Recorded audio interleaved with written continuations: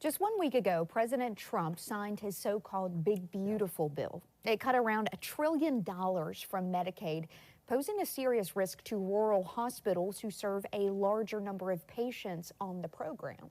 10 News reporter Ethan Ellis is working for you tonight to find out how this will impact rural hospitals in our area. With the swipe of a pen, President Donald Trump signed what could be a death sentence to some rural hospitals. Any small change in Medicaid could have a big impact on our bottom line. The cuts mean 300,000 Virginians could lose their health insurance, leading to less patients at rural hospitals or clinics like the Tri-Area Community Health Center in Ferrum.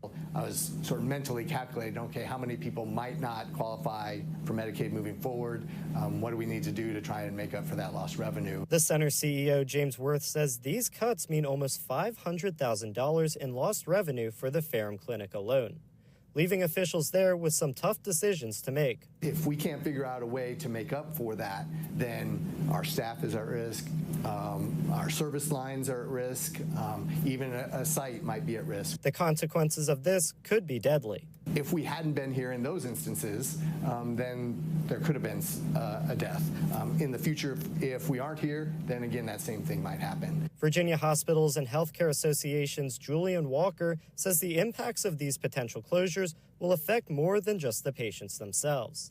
There is the potential for an economic ripple effect, not just to the direct hospital operation, to its stability and survival, but to the employment it provides, to the financial support it provides to the community as an employer, as an organization that has business relationships with other entities.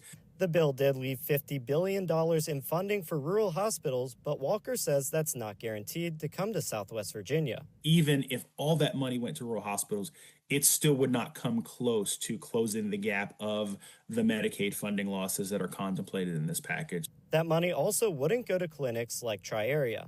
Ethan Ellis, 10 News, working for you.